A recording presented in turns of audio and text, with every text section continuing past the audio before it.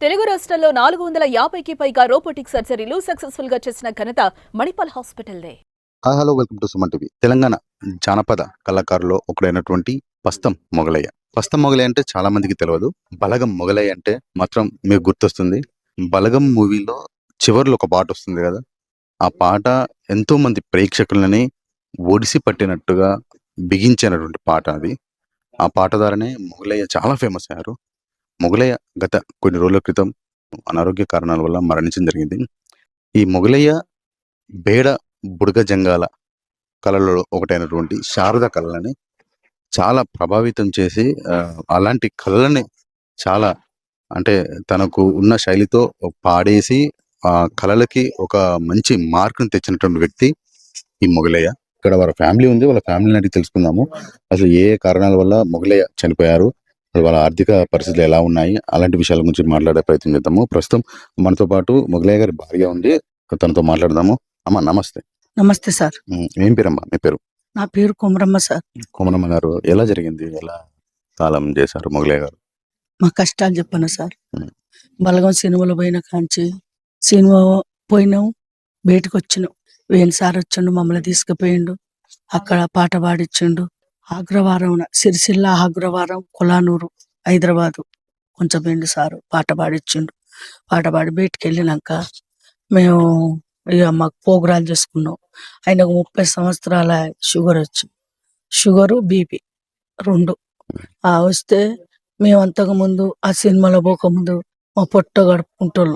ఇవాళ కథ పోతేనే పొట్ట గడిచేది. అవును. కథ పోకపోతే 2 రోజులు కథ పోకపోతే ఆ రోజు మా కాలం గడిచేది కాదు. ఇక నా పిల్లలు సాదుకుంటోను కాదు. అయ్యో మేము ఎట్లా కావాలి, ఎట్లా బతకాలని. ఆయన అంత షుగర్ ఉన్నా, అంత బీపీ ఉన్నా, అంత కష్టం ఉన్నా, 120 కిలోలు వజను బాగుంటాయి.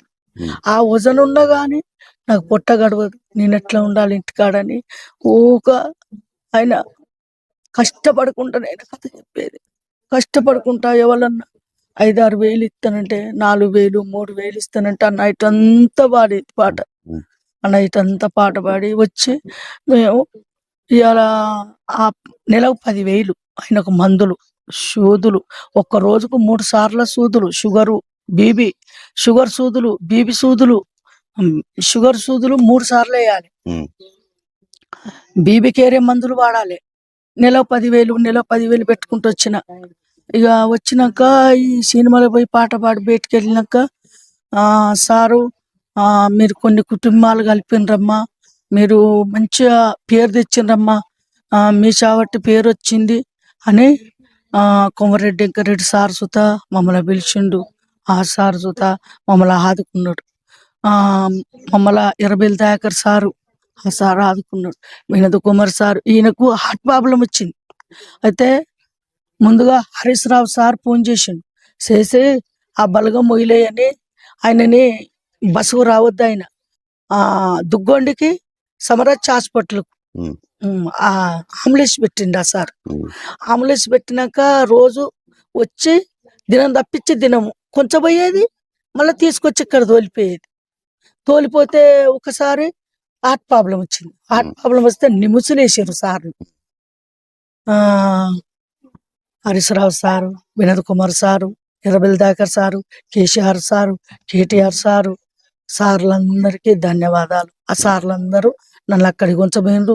ఆయనని నిమిషాల అది ప్రాణం మంచిగా చేయించిండ్రు. హార్ట్ ప్రాబ్లం పోయినాక కళ్ళు సుత చేయిస్తామని కళ్ళ డాక్టర్ని పిలిస్తే ఆ కళ్ళు రావు అన్నారు. ఉమ్. కళ్ళు రావు, ఆయన షుగర్ వలన నరాలు, వంటి నరాల రక్త సప్లై అవుతలేదు ఆయనకు ఉమ్. అని అన్నారు. ఉమ్. అన్నాక ఇక నిమిషాల నుంచి వచ్చినాక అప్పుడు ఆపరేషన్లు చేయించాలంటే ఈయన డయాలసిస్ నడవాలంటే ఆపరేషన్లు కావాలి. ఉమ్. ఈ చేతులకు వేయించాలి. చేతులకు వేయించేది మరి ఆరోగ్యశ్రీ కార్డు మీద ఒక్కటి పిరిగే చేస్తారమ్మా అన్నారు. ఉమ్. ఆ ఒక్కటి సుత నాకు పిరిగే చేయలే. ఉమ్. వాళ్ళ హాస్పిటల్ పడ్డప్పుడు ఆయాసం వచ్చింది. ఆయాసం బాగా వస్తే వాళ్ళకి వెళ్ళినప్పుడే చాలా పైసలు అయినాయి. ఉమ్. 5 లక్షలతో బయటకు వెళ్ళినాం మేము. ఉమ్. అప్పుడు అప్పో సప్పో ఆడ గుంజుకొచ్చే పెట్టినాయి. ఆ పైసలు గుంజుకొచ్చి పెట్టినాక నిమిషాలు వేసినాక కొంచెం మంచిగా అయినాక బయటికి వెళ్ళాను. మళ్ళా తీసుకొచ్చి ఇంటికాడ వేసిర్రు. ఇంటికాడ నిమిషంలో ఉంటే హరీశ్రా అది వినోద్ కుమార్ సార్ వచ్చి ఉమ్. సార్ ధన్యవాదాలు. ఉమ్. సార్ వచ్చి మొగిలే మొగిలే అని లేపిండు. లేపి మా ఇద్దరిని లేపిండు. మా కొడుకుని పిలుచుకున్నాడు. ఉమ్. మొగిలే నీకు మా పైసలు ఇత్తమగా ఖర్చు అయితే ఉమ్. నీకు కళ్ళు సుత పోయినాయి. కళ్ళు లేవంటారు, నీకు కళ్ళు చేపిద్దామంటే కళ్ళు రావంటారు. నీకు కారిస్తాం, దళిత బంధు కింద కారిస్తాం అని నాకు దళిత బంధు కింద కారిచ్చిండు. 15 రోజుల వరకే, నెల 2 నెలలు పట్టేది, 15 రోజుల వరకే ఇస్తాం అన్నారు. 15 రోజుల వరకు, నెల రోజులు పట్టింది. ఆ కారు ఇచ్చిండు నాకు సార్లు అందరు. 20 దాకా సార్ సుత అక్కడికి వచ్చిండు.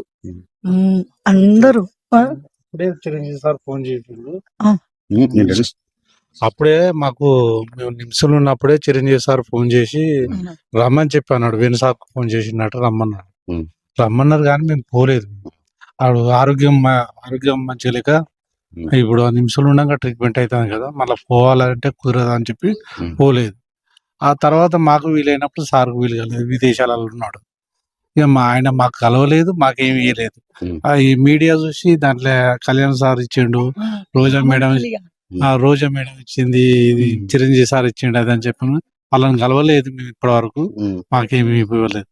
కానీ ఇవ్వకుండా గానీ ఇచ్చిండని పేరు. అంటే అక్కడ కళ్యాణ్ గారు కానీ చిరంజీవి గారు అని ఇవ్వకుండా కానీ ఇచ్చిందని చెప్పేసి సోషల్ మీడియాలో బాగా ప్రచారం. మీడియా ప్రచారం చేస్తా ఉంది. చెప్పు. ఇది అట్లాగే ఆ తర్వాత ఇంటికి తీసుకొచ్చినాం.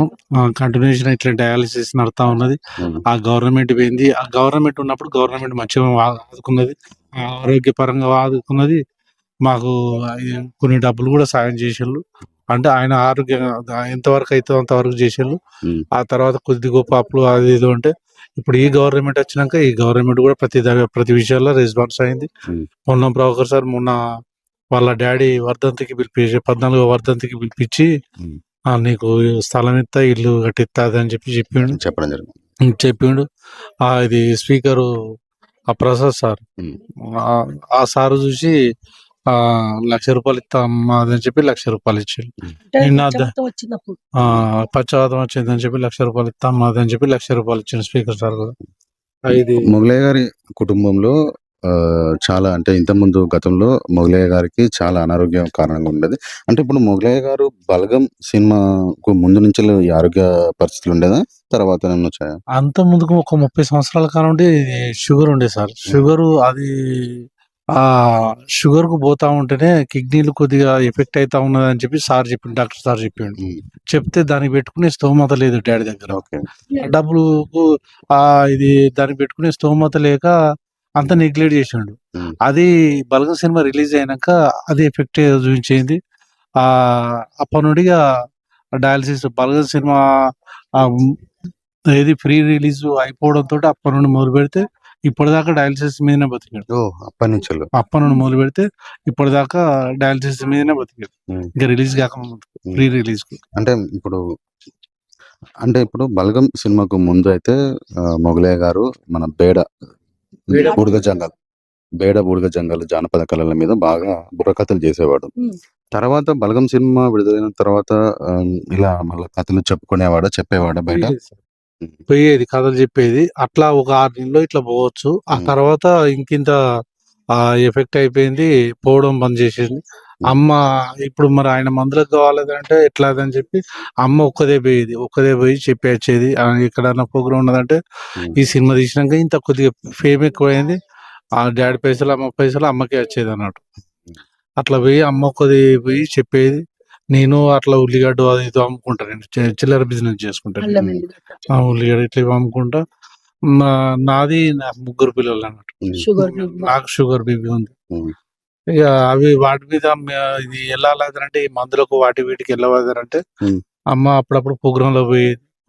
డాడీకి చిన్నగా క్రమక్రమంగా ఫస్ట్ కళ్ళు పోయినాయి, తర్వాత షోలు పోయినాయి, తర్వాత తలకాయల రక్తం గడ్డ కట్టింది, పచ్చవాతం వచ్చింది. పచ్చవాతం వస్తుంది. ఇప్పటికీ రెగ్యులర్ చూపిస్తూనే ఉన్నాం. ఒక్క రోజు ఖాళీ లేకుండా ప్రతిరోజు హాస్పిటల్ ఇప్పుడే సరిపోయేది. మొన్న నైట్ అంటే అంత బుధవారం కాక శనివారం వచ్చేసి డయాలసిస్ నడిచే కాడ ఆ షుగర్ హై లెవెల్ అయ్యి ఆ డయాలసిస్ నడవలేదు. అప్పుడు కొద్దిగా వాళ్ళు కంట్రోల్ చేసి సెట్ చేసి అయిపోయింది. ఆ సోమవారం కూడా అట్లనే సేమ్ అయిపోయింది. బుధవారం వచ్చేసి ఆ డయాలసిస్ పొద్దుగాల పెడితే బీపీ మొత్తం టోటల్ గా డౌన్ అయిపోయింది. అంటే 70-80కి వచ్చింది. అది 70-80కి వస్తే వాళ్ళు మళ్ళీ మందులు అది చేసి అప్పటి వరకు సెట్ చేసారు. ఈవినింగ్ కూడా మన సేమ్ 70-80కి వచ్చింది. అది బీపీ, షుగర్ 300 షుగర్ పోతా ఉంది. అయితే మళ్ళీ ఎట్లా అని చెప్పి అదొకటి ఇదొకటి మందులు ఇట్లా వేసినాం, సెట్ అయిపోయింది. తెల్లారి అట్లా 2-2:30కు ఆ డాడీ బాత్రూమ్ వస్తుంది అంటే అమ్మ తీసుకుపోతే అట్లే కూలపడ్డాడు కింద. కూలపడే వరకు ఏమైంది అని చెప్పి నన్ను లేపడంతో నేను వచ్చిన ఆ డాడీని పట్టుకుంటే ఆ బిడ్డ నాకు ఇట్లా లేపుతా ఉంటే మోసత్తాంది బిడ్డ అది అని చెప్పి అన్నాడు. మోసత్తాంది అది అని అంటే డాడీ మరి ఎట్లనే మరి హాస్పిటల్ పంప అని చెప్పి వాళ్ళు ఇచ్చిన కారు ఉందిగా ఎమ్మడే పట్టుకొని బయటికి తీసుకొస్తే నాకు దమ్ము మోస బాగుతుంది బిడ్డ అది అని చెప్పి అన్నా కానీ ఓర్చుకో బాపు మొత్తం చెప్పి అయితే హాస్పిటల్ ఉంటాం. మేము వరంగల్ కిరాయి తీసుకుంటాం. డాడీ పరిస్థితి మంచిగా లేదు కదా అని చెప్పి అన్ని కిరాయి తీసుకుంటాను. ఇది మోసత్తాంది అంటే ఓర్చుకో బాపు అది అని చెప్పి తీసుకొని కార్లు వేసుకొని హాస్పిటల్ కాడికి పోయింది. మాకున్న అది హాస్పిటల్కి అంత 2 కిలోమీటర్స్ ఉంటుంది. ఆడికి పోయినాక 5 minutesకే అది హార్ట్ బీట్ తక్కువైంది. 30కి వచ్చింది. అది హార్ట్ బీట్ 30కి వచ్చిందని చెప్పి ఇది ఎక్కువ అంటారు. దీన్ని ఎక్కువ పెట్టి చూసే వరకే గుండె మొత్తం కొట్టుకోవట్లేదు. ఒక్క పాయింట్ చిన్న దాంట్లో కొద్దిగా ఇట్లా అవుతుంది. అది అంటే ఆ వెంటిలేటర్స్ పెట్టిళ్ళు, అది పెట్టింది కాలేదు. ఇక కాకపోయే వరకే చనిపోయినది అంటే గేటికి తీసుకురావాలి. మరి వచ్చినాక దొంతి మాధవరెడ్డి సార్ వేరే వాళ్ళ పిల్లలకి ఇట్లా పంపించేసి డబ్బు సాయం చేసిండు. ఒక 50,000 పంపించేసి ఇప్పుడు ఒకసారి కూడా సాయం చేసి. తెలంగాణ జానపద కళాకారుల్లో ఒకరైనటువంటి పస్తం మొగలయ్య తను 3 రోజుల క్రితం చనిపోయారు. అయితే గతంలో బలగం సినిమాకు ముందు నుంచి తనకు షుగర్ ఉండేది. ఈ సినిమా తర్వాత అంటే ఆ తర్వాత ఏంటంటే తనకు షుగర్ ఎక్కువ అవ్వడం, ఆ షుగర్ వల్ల కళ్ళు కనపడకపోవడం, తర్వాత హార్ట్ తక్కువ అవడం, ఇలాంటి కొన్ని అనారోగ్య సమస్యలతో తను 3 రోజుల క్రితం చనిపోవడం జరిగింది. ఇక్కడ వాళ్ళ కొడుకు గారు ఎలా చనిపోయారు, ఎలాంటి పరిస్థితుల్లో ఉన్నారు అనేది కూడా చెప్పారు. ఇంకా వాళ్ళ భార్యని ఎంతోమంది మాట్లాడాము. వాళ్ళ ఆర్థిక పరిస్థితులు ఎలా ఉండేవి గతంలో. ఇప్పుడు అయితే మనం ప్రస్తుతం అయితే వాళ్ళ ఇంటి దగ్గర ఉన్నాము. ఇది వరంగల్ జిల్లాలోనే దుగ్గొని మండలంలో. ఇక్కడ వారి యొక్క సొంత గ్రామము మరియు సొంత ఇంటి దగ్గర ఉన్నాము. వాళ్ళ ఆర్థిక పరిస్థితులు ఎలా ఉండే గతంలో అలాంటివి కూడా మాట్లాడతాము. చెప్పండి. ఆయనకు ఈ డయాలసిస్ నడవాలంటే అప్పుడు ఫస్ట్ షుగర్ బీపీ వచ్చినప్పుడు కిడ్నీల గురించి కిడ్నీల సార్ దగ్గర పోయాను. పోతే ఆ సార్ అన్నాడు కదా, ఆ అమ్మ ఈయన కథలు చెప్పొద్దు, కథలు బంద్ చేయాలంటే సారు కథలు బంద్ చేస్తే మాకు మందులకి ఎట్టు వెళ్తుంది సారు, మాకు ఎద్దు లేదు, వ్యవసాయం లేదు, భూమి లేదు సారు, మాకు పొలం లేదు, శల్క లేదు, మాకు ఏం లేదు సార్, మా రెక్కల మీద బతికే సారు.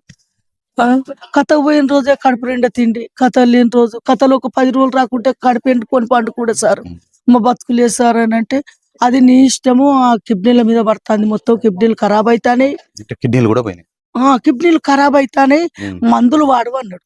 అంటే ఇటు షుగర్ మందులకు 10,000, కిడ్నీల మందులకు 10,000 అవుతాయి. ఒక్క నెలకి 20,000 పెట్టాలంటే నేనేం పెట్టగలుగుతా అన్నా. అయితే కథ కన్నా పోదాం అయిపోతేనే ఇటు నెలకి 20,000 అని 1 నెల 2 నెలలు తీసుకునే వారికి వెళ్తలేవు. ఇక వెళ్ళకపోతే ఆ కిడ్నీల మందులు చూత వాడలేదు సార్. అప్పుడు అంత చాలా దీనమైన పరిస్థితిలో ఉన్న వాళ్ళు అన్నమాట మొగలయ్య వారి కుటుంబము. ఇక్కడ మొగలయ్య భార్య కూడా చెప్పేది ఏంటంటే చాలా కింది స్థాయి నుంచి వచ్చారు. కథలు చెప్పుకుంటేనే ఆ రోజు పూట గడిచేది. అలాంటి కథలు చెప్పుకొని బతికేది. తర్వాత కొన్ని అనారోగ్య కారణాల వల్ల డాక్టరు ఆ కథలు చెప్పొద్దు అని చెప్పినా కూడా మేము ఇది చెప్పుకుంటేనే మేము బతకగలుగుతాం అని చెప్పుకుని కూడా చాలా కష్టంతో తను పూట గడవడానికి తను కథలు చెప్పుకొని తన భార్య కుటుంబాన్ని పోషించేవాడు. మీరు స్వగ్రామం ఇదేనమ్మా? మీది సొంత ఊరు. ఎన్ని సంవత్సరాలు? ఫస్ట్ కేశాపురం ఉండే, మా మామ వాళ్ళు బతికింది కేశాపురం. ఎక్కడ కేశవపురం? అంబాల కేశాపురం. వరంగల్. అయితే అక్కడ ఉండేటోళ్ళమే ఇక్కడ బతుకుతానికి వచ్చినాం. ఇక్కడనే ఇదే ఇల్లు అప్పుడు కొనుక్కున్నా. ఇగో ఈ ఇంట్లోనే ఉన్నాయి. ఇక నా కొడుకు నా బిడ్డ అందరు ఇళ్ళనే పుట్టిండ్రు, ఇళ్ళనే పెద్ద పెరిగిండ్రు, ఇళ్ళనే బతికినాం. మా కొడుకుని చూత ఎక్కువ చదివేయాలి, మా దగ్గర డబ్బు లేక పైసలు లేక మా కొడుకుని చూత చదివించుకోలే. ఒక్క కొడుకుని చదివించి మాకు డబ్బు ఉంటే చదివించి ఎంతమంది మా పిల్లలు? ఒక్క కొడుకు ఒక కొడుకు, ఒక బిడ్డ ఒక బిడ్డ, ఒక కొడుకు, ఇద్దరు పెళ్లిళ్ళు అయిపోయినాయి. అయిపోయింది. అంటే మీరు అంటే వ్యవసాయం మీద ఏం లేదు, ఏం లేదు సార్, మొత్తం కళల మీద కళ బతికేది. మీదనే బతికినాం. ఎక్- ఆ, ఎక్కడికి పోయినా కళ మీదనే బతికినాం సార్.